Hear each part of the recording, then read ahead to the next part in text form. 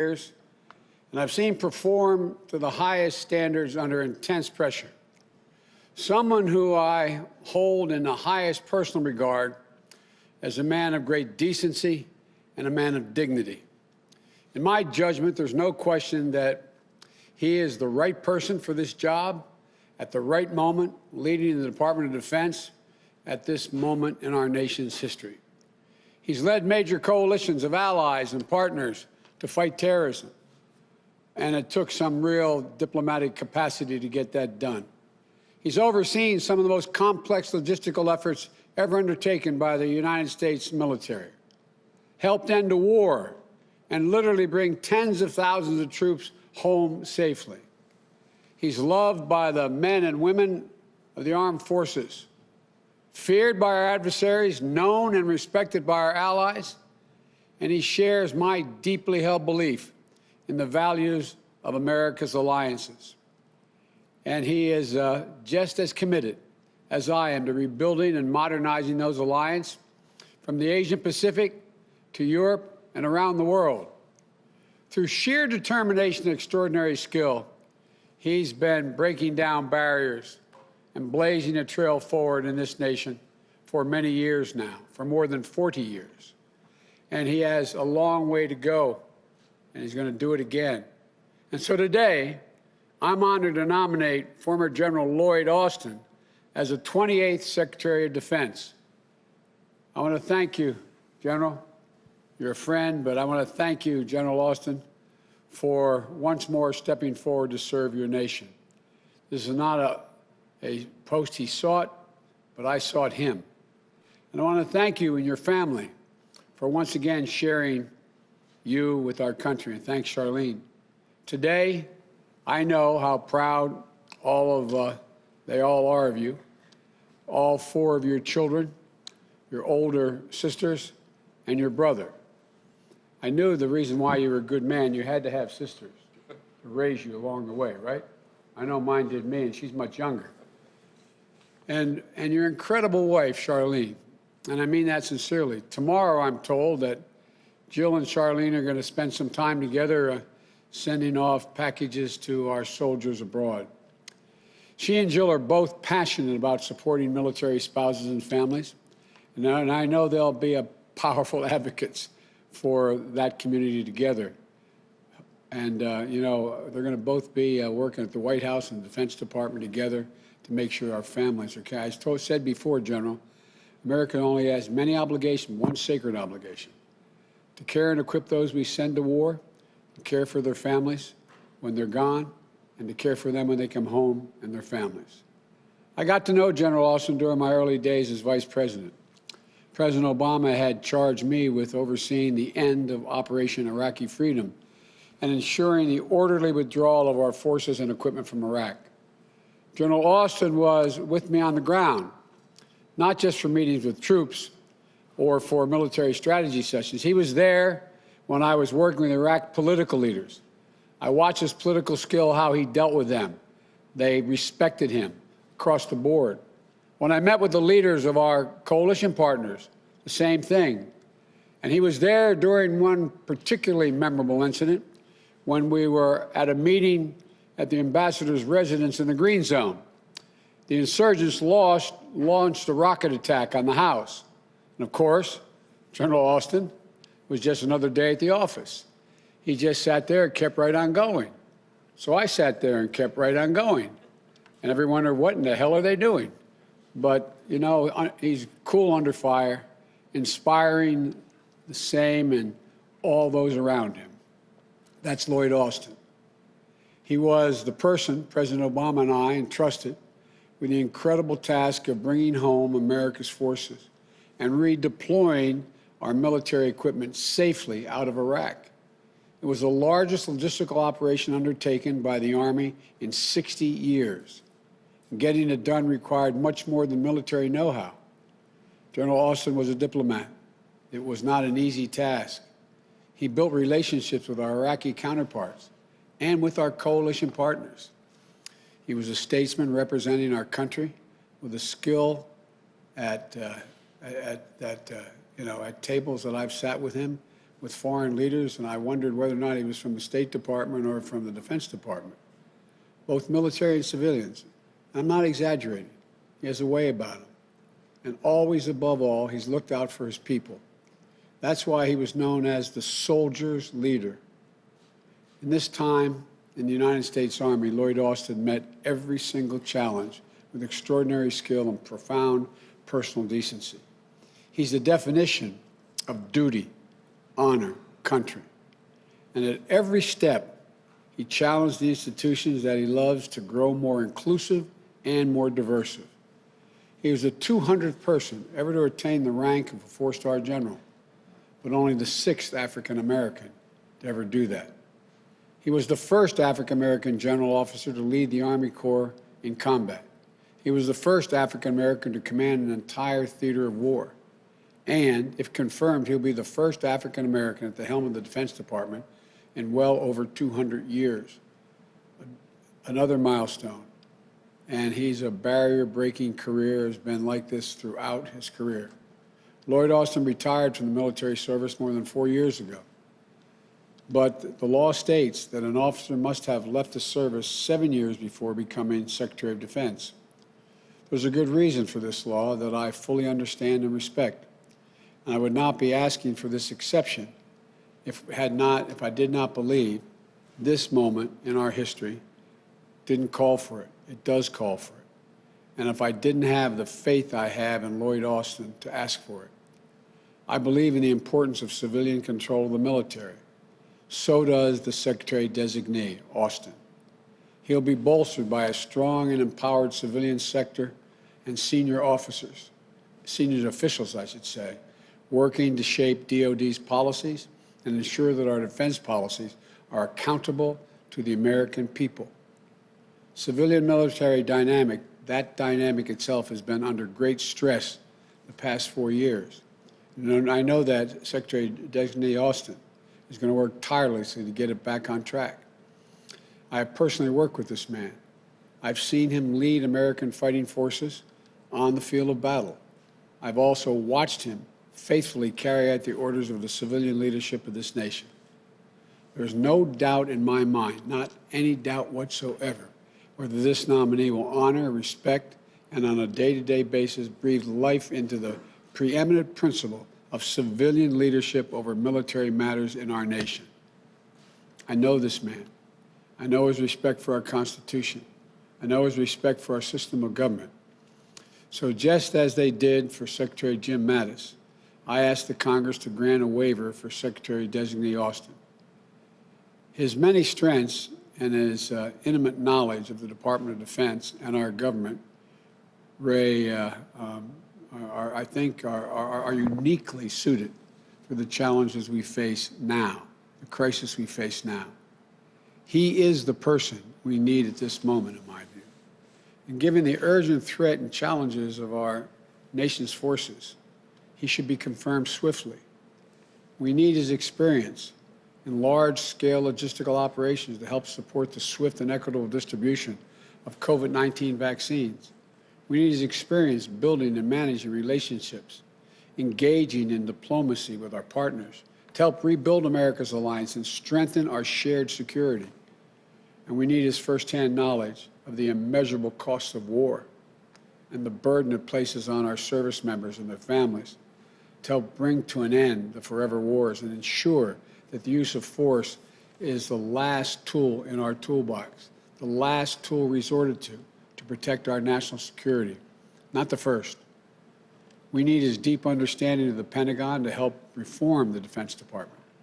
We need his personal experience helping inform our efforts to ensure that our armed forces reflect the full strength and diversity of our nation, that Black, Latino, Asian American, Native American, women, men, LGBT service members are treated with dignity and respect. You know, at a time when more than 40% of our more than 40% of our active duty forces are people of color.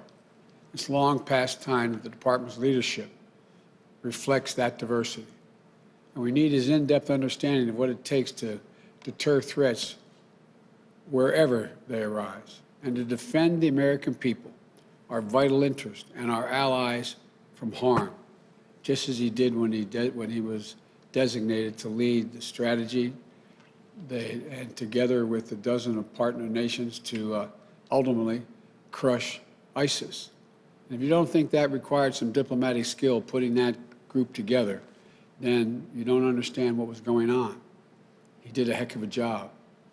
Threats we face today are not the same as those we faced 10 years ago or even 5 years ago. We must prepare to meet the challenges for the future, not just keeping fighting wars of the past. We must build a foreign policy that leads with diplomacy, revitalizes the State Department, revitalizes our alliances, putting American leadership back at the table and rallying the world to meet global threats of our security. From pandemics to climate change, from nuclear proliferation to the refugee crises. As part of our diverse national security leadership team, Lloyd Austin knows how to do this work. Before I turn the podium over to the Secretary-designee, Austin, I want to end on a note of personal privilege. As a leader, General Austin has always followed the advice given him by his first platoon sergeant. As my son, Bo Biden, was a major in the military, I said, "Now you're a field-grade officer, Dad." He said, "I don't have any illusions, Dad." He said, "I know who runs the United States Army, platoon sergeants." And here's what his platoon sergeant told him, quote, "If you focus on your people, take care of them, get out in front and lead them, they'll refuse to let you fail," end of quote. That's why he's inspired so many young people who work for him and give their very best to live up to his example of leadership, including, for a time, a young lawyer serving a year in Iraq as a captain with his Delaware National Guard unit, my son, Bo Biden.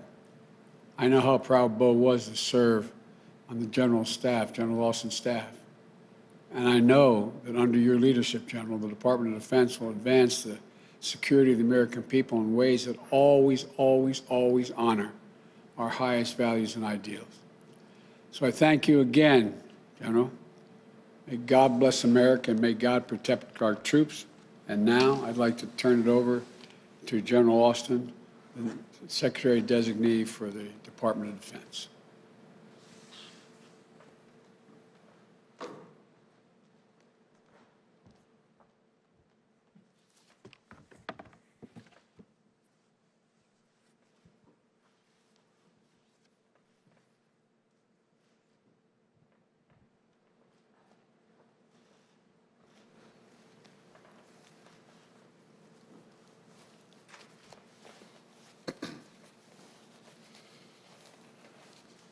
Mr. President-elect and Madam Vice President-elect Harris, thank you for your trust and your confidence and for the opportunity to serve as a 28th Secretary of Defense. And if confirmed by the United States Senate, it will be my sincere honor and privilege to return to the department and to lead our great service members and civilians in accomplishing the mission of ensuring our nation's security. You know, back in 1877, a young man from the small town of Thomasville, Georgia, Henry Ossian Flipper, became the first African American to graduate from the United States Military Academy at West Point. And after his commissioning, he was assigned to one of the Army's all-black regiments.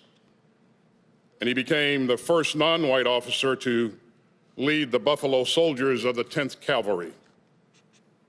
And so fast forward to today, nearly 150 years later, another native son of Thomasville, Georgia, stands before you as the Secretary of Defense designate.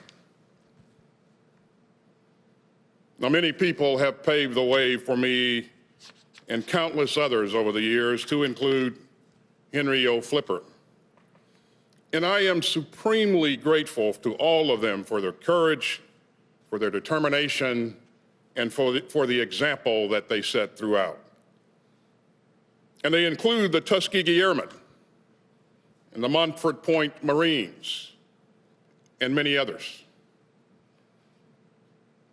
And throughout my career, I've also been incredibly fortunate to benefit from the support and the mentorship of exceptional leaders like General Colin Powell and Admiral Mike Mullen and General Johnny Wilson and my old platoon sergeant, who you heard the President-elect just talk about. You know, I was a brand new second lieutenant, and Sergeant First Class Fox Ballard took me in and taught me the way of the world. So I owe him and many others a great deal. And as Sir Isaac Newton famously said, if I have seen a little further, it is by standing on the shoulders of giants. I've been very fortunate to have the love and support of my family as well. My mother and father, who was a postal worker who, along with a number of my uncles and other relatives, spent time in the military, and that inspired my own desire to serve. I've also enjoyed the strong support of my brother and four older sisters.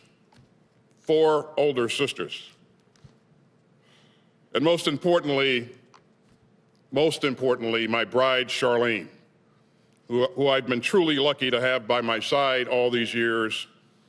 And I am so grateful for her enduring love and for her support. You know, I spent much of my military career tackling tough issues and formidable adversaries in challenging parts of the world. And President-elect Biden, as you mentioned, we've worked closely together on some tough issues. And we've gotten to know each other under some intense and high-pressure situations. And, sir, you can expect that as Secretary of Defense, that I will give you the same direct and unvarnished counsel that I did back then.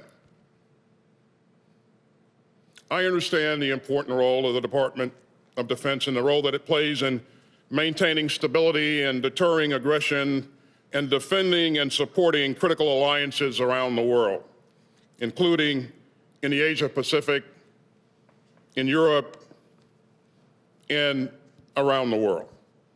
And I fervently believe that, as you've said before, sir, that America is strongest when it works with its allies. And over the years, I've worked hand in hand with our diplomatic colleagues and partners around the globe and witnessed firsthand what we're able to accomplish together. And so, if confirmed, I look forward to resuming this important work. My career has taught me something else equally fundamental to who we are as a nation.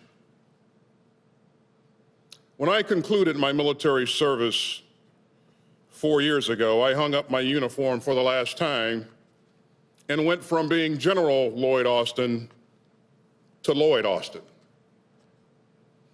It is an important distinction and one that I make with utmost seriousness and sincerity. And so I come to this role, this new role, as a civilian leader, with military experience to be sure, but also with a deep appreciation and reverence for the prevailing wisdom of civilian control of our military. I recognize that being a member of the President's cabinet requires a different perspective and unique responsibilities from a career in uniform. And I intend to keep this at the forefront of my mind. And I look forward to surrounding myself with experienced, capable civilian appointees and career civil servants who will enable healthy civil-military relations grounded in meaningful civilian oversight. As Secretary of Defense, my priority will always be the men and women, military and civilian, who make up the department and their families. And I've seen what they're capable of. Great Americans like your son, sir, Beau, and also our future First Lady, Dr. Biden, in her tireless work for military families.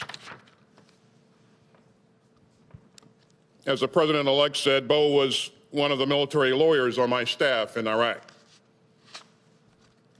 And we stayed in touch and saw each other a few times after he returned home. And as you too can attest, Madam Vice President-elect, Beau was a very special person and a true patriot, and a good friend to all who knew him. Over the past 4 decades, I've witnessed our service members and civilians' selflessness and patriotism and the extraordinary lengths that they will go to in support of the mission and in support of one another. And I could not be more proud of them and their families. And if confirmed, it will be the honor of my lifetime to lead them again with honor and integrity. Thank you again, Mr. President-elect and Madam Vice President-elect, for this opportunity and for your trust and confidence in me. May God bless and keep safe all those currently serving in harm's way, and may God continue to bless the United States of America. Thank you.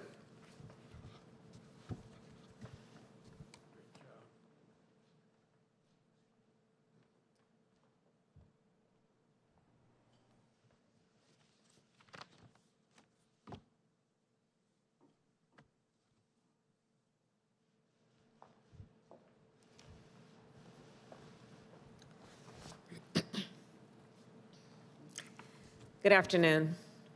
President-elect Biden and I will take office at a consequential moment for our country.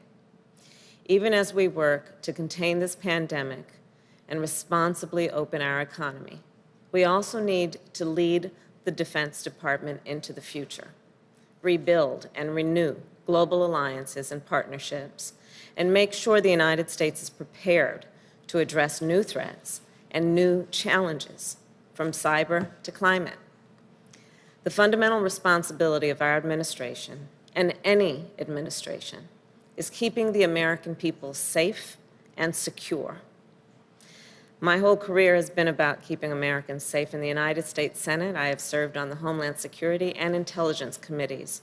I've traveled to Iraq and Afghanistan and the Middle East, where I've seen the extraordinary training, commitment, and heroism of our service members, and proudly represented California, the state with the largest number of active duty military and veterans in our country. And I am absolutely confident that General Lloyd Austin is the right person to lead the Department of Defense at this critical moment.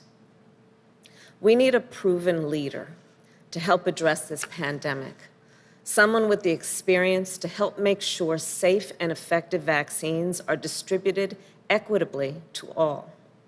A leader who will honor the service and sacrifice of those who wear the uniform of the United States, provide for their well-being, and make sure they and their families are treated with the dignity and respect they have earned. And a leader who recognizes that our service members represent America around the world and must uphold our nation's highest values and ideals. General Austin is that leader.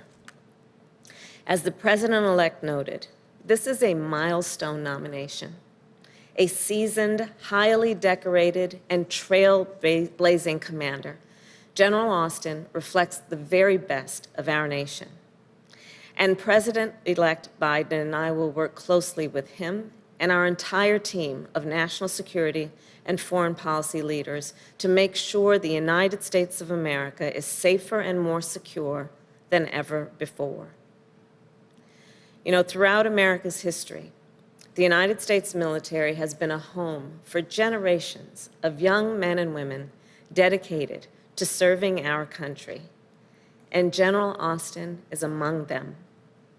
With this nomination, he will continue his service, strengthening not only America's national security, but our role as a partner to allies around the world.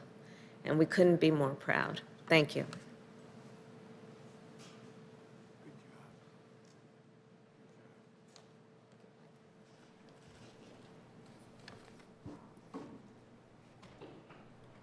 Mr. President, are you concerned about a waiver? Attorney General Austin, a waiver.